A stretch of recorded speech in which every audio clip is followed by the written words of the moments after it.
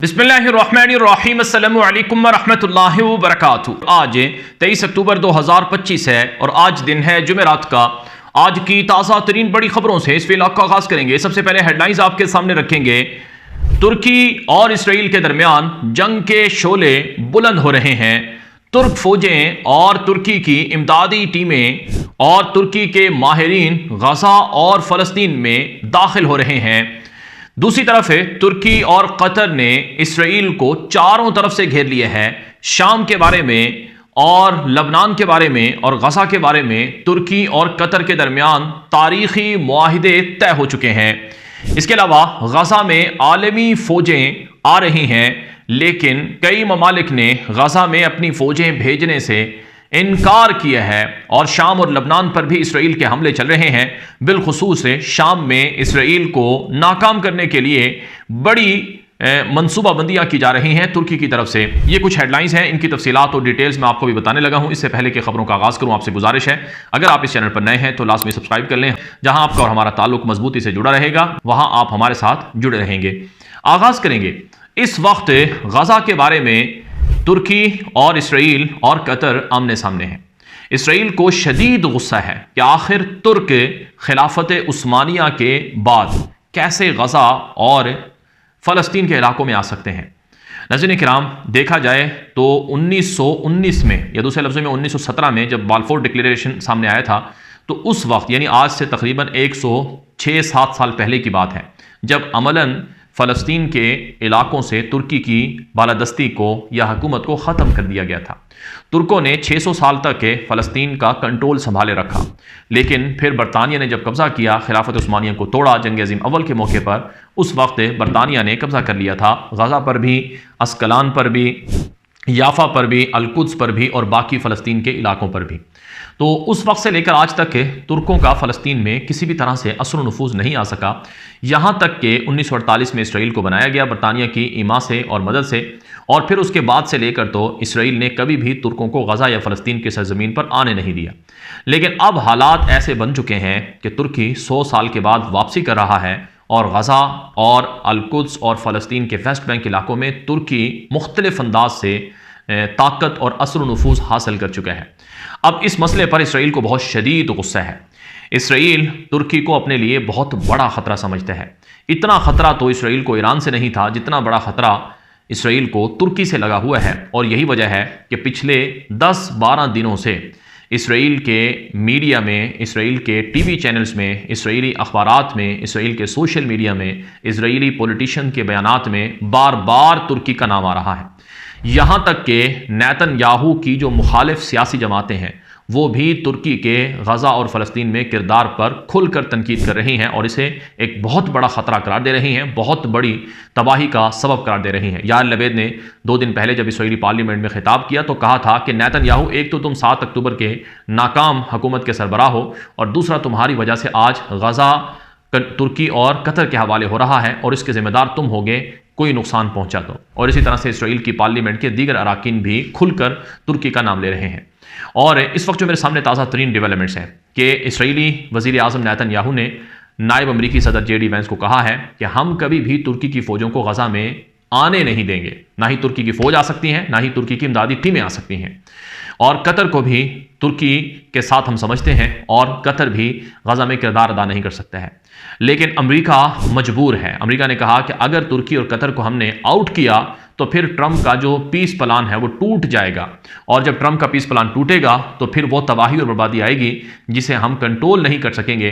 अमेरिकी नायब सदर JD वैंस ने कहा कि अमेरिका अब दुनिया में पुलिस का किरदार अदा नहीं कर सकता है कि जहां कोई मसला हो अमेरिका जाके सुलझाए और अमेरिका मुख्तलिफ मुल्कों की सिक्योरिटी को संभाले। ये हमारे बस की बात अब नहीं रही है। इसलिए इसराइल को ये बात समझना होगी कि कुछ लो और कुछ दो के तहत तुर्की और कतर को गजा के अंदर कबूल करना होगा। नाज़रीन किराम, इसी हवाले से मेरे सामने कुछ इसराइली मीडिया की रिपोर्ट्स आज की ताज़ा तरीन मौजूद हैं जिनसे आपको अंदाज़ा होगा कि तुर्की से इसराइल क्यों खाइफ है और क्यों खौफज़दा है। मसलन ये आज की सबसे बड़ी खबर जो इस वक्त मेरे सामने है, ये इसराइली अखबार इसराइल हायोम की रिपोर्ट है जिसका उन्वान कुछ यूँ है कि Turkey and Qatar cash in Israel left to hold the line. ये उन्वान है इस रिपोर्ट का। इसका खुलासा मैं आपके सामने रखूंगा कि अमेरिकी सदर ट्रंप ने मशरक़ वस्ता में जो नया सियासी सिक्योरिटी फ्रेमवर्क पेश किया, जिसके तहत गज़ा में एक टेक्नोक्रेट हुकूमत कायम होगी, हमास को जुज़वी तौर पर सियासी अमल में शामिल करने पर कतर और तुर्की जोर दे रहे हैं। अमेरिका कतर और तुर्की को सालसी में मरकज़ी किरदार देकर गज़ा फ्रेमवर्क को आगे बढ़ा रहा है। इसराइल अब दो तरफा दबाव में है। एक तरफ से अमेरिका के साथ करीबी ताउन और हिमायत को भी बरकरार रखना है, दूसरी तरफ उसे हमास को दोबारा ताकत पकड़ने से भी रोकना है। फिलहाल इसराइल 13 डेड बॉडीज जो हैं यरगमालियों की, उनकी वापसी के इंतज़ार में है। लेकिन असल सवाल ये है कि इसके बाद क्या होगा, यानी गज़ा का मुस्तकबिल किसके हाथ में होगा। इस रिपोर्ट में लिखा गया है कि हमास के साथ सालसी में मरकज़ी किरदार अदा करके कतर ने आलमी सतह पर अपनी साख बहाल करवाई है।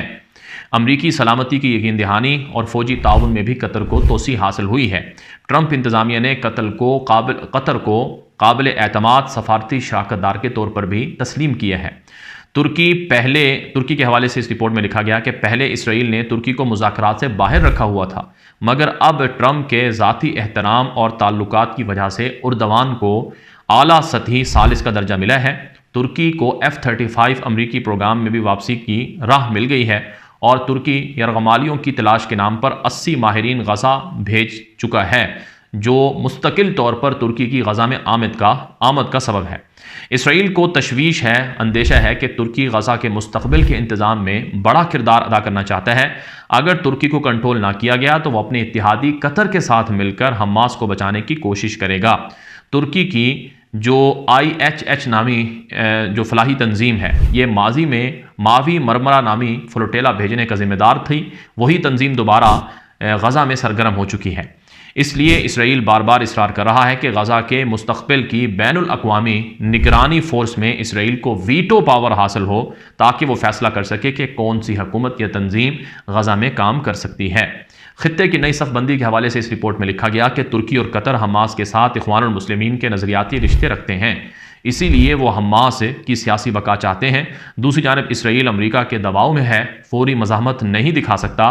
मिस्र भी पसे पर्दा इन कोशिशों से आगाह है और खामोश मंजूरी दे रहा है। यह है वो रिपोर्ट जो मैंने आपके सामने इसराइल हायोम की रखी है। इसमें खुलकर तुर्की और कतर को इसराइल का मुखालिफ डिक्लेयर किया गया है। एक और रिपोर्ट है फ़लस्तीन के इदारे की, जिसमें कहा गया है कि नेतन्याहू ने तुर्किश सिक्योरिटी फोर्सेस की आलमी फ़ौजों के तहत गज़ा में आमद को मुस्तरद कर दिया है। फिर आज तुर्की के जो नायब सदर हैं, उर्दगान के जो नायब हैं जोदत यलमास, उनकी एक एक्स अकाउंट से पोस्ट आई, जिसमें उन्होंने कहा कि मगरबी किनारे मकबूजा फ़लस्तीनी सरजमीन, मगरबी किनारा वेस्ट बैंक, ये मकबूजा फ़लस्तीनी सरजमीन है। इसराइली पार्लियामेंट का वेस्ट बैंक के इलाकों को ज़म करने का फ़ैसला कानूनी तौर पर कल अदम है, गैर कानूनी है और कलअदम है। यह तर्ज अमल ना सिर्फ गज़ा में जारी नाजुक जंगबंदी अमल को सबताज करता है, बल्कि इलाकाई इस्तेहकाम के लिए भी खुला खतरा है। हम उन तमाम ममालिक से अपील करते हैं जो फ़लस्तीनी रियासत को तस्लीम करते हैं, और उन तमाम मुल्कों और इदारों से जो बैनुल अक़वामी कानून को मानते हैं, कि वो फ़लस्तीनी अवाम और उनकी सरजमीन पर होने वाली इस जारियत के ख़िलाफ़ मौक़िफ़ इख्तियार करें। जब तक कब्ज़ा ख़त्म नहीं होता और दो रियासती हल के तहत एक आज़ाद फ़लस्तीनी रियासत कायम नहीं हो जाती, हम मज़लूम फ़लस्तीनी अवाम की हिमायत जारी रखेंगे, चाहे इसके लिए हमें जो भी कीमत अदा करना पड़े। ये जोदत यलमास नायब तुर्क सदर के स्टेटमेंट है।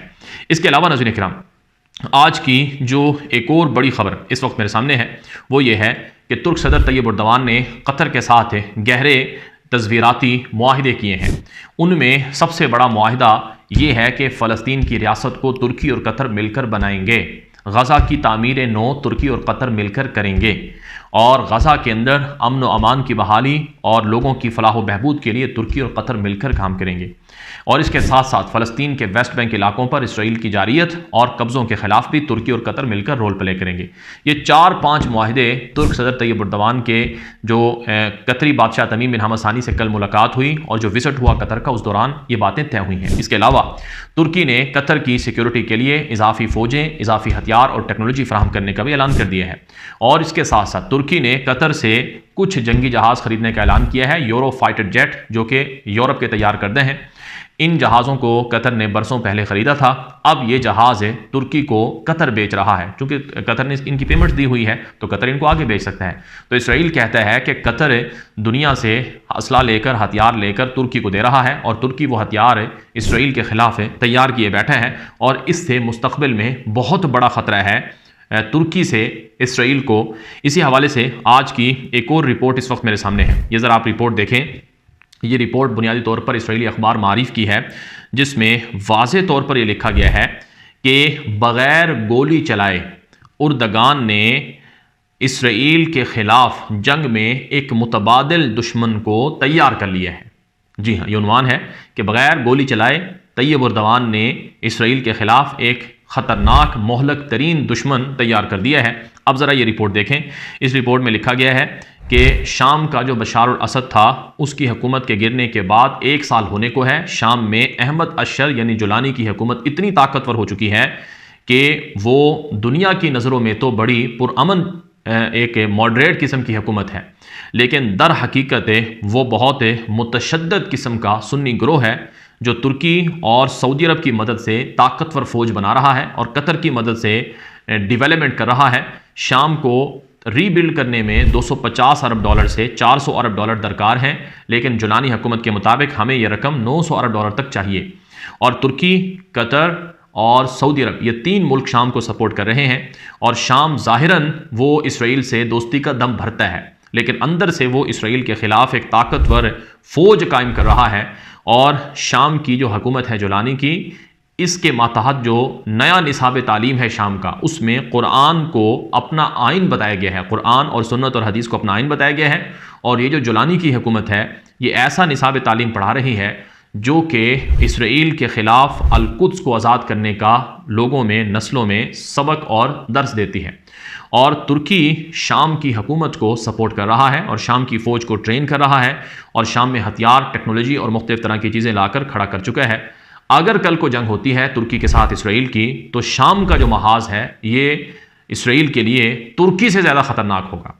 और अब तुर्की से हमें नहीं लड़ना है, हमें तुर्की के तैयार करदा लोगों से भी लड़ना है, यानी शाम से, यानी कतर से, और यानी कि गज़ा और फ़लस्तीन के अंदर जो उनके असर नफूज़ वाले लोग हैं उनसे। ये बातें इसराइल के अखबार मारिफ में कही गई हैं। एक और बड़ी खबर आपके सामने रखेंगे, चूँकि शाम के हवाले से खबरें हैं, तो शाम के इलाके में इसराइल की बमबारी रिपोर्ट हो रही हैं। रिपोर्ट के मुताबिक जनूबी शाम के इलाकों में इसराइल की मुसलसल गोलाबारी होती है। कुनेतरा जो जनूबी शाम के इलाके हैं वहाँ पर इसराइली फ़ौज की चेक पोस्टें बरकरार हैं, जिनसे शामी लोगों को बहुत ज़्यादा मसाइल का सामना है। और इसराइल ने लबनान और शाम की सरहदों पर शदीद जंगी मशक़ें की हैं, जिसका हदफ है लबनान और शाम के ख़िलाफ़ ताकत और क़ुव्वत को हासिल करना है। और शाम के अंदर मुसल्लह बागी ग्रुपों को भी इसराइल सपोर्ट कर रहा है, ये भी रिपोर्ट में बताया जाता है। एक और बड़ी खबर यह है कि गज़ा में आलमी फ़ौजें भेजने का प्लान है। दी न्यूयॉर्क टाइम्स अमेरिकी मीडिया ने बताया कि बहुत से मुल्क गज़ा में अपनी फ़ौजें भेजने के लिए ख़तरात मोल नहीं ले सकते हैं। वो हिचकिचा रहे हैं क्योंकि उन्हें ख़तरा है कि अगर वो अपनी फ़ौजें भेजें तो मुमकिन तौर पर उनकी हमास से लड़ाई हो सकती है और हमास से लड़ाई में उनकी फ़ौजी या ट्रूप्स जो हैं वो मारे जा सकते हैं। इसलिए कई मुल्क इस हवाले से हिचकिचा रहे हैं। अलबत्ता तुर्की, कतर ये कहते हैं और मिस्र ये कहता है कि गज़ा में जो भी फ़ौज आएगी, टास्क फोर्स आएगी, उन्हें हम सिक्योरिटी और उन्हें हम एक तरह से कंधा ज़रूर देंगे। तो ये वो खदशात हैं जो तुर्की और इसराइल के दरमियान जंग की आग को भड़काए हुए हैं। अब तक के लिए इतना ही। मज़ीद तफसीलात आएंगी। इजाज़त दीजिए। अस्सलाम वालेकुम रहमतुल्लाहि व बरकातुहू।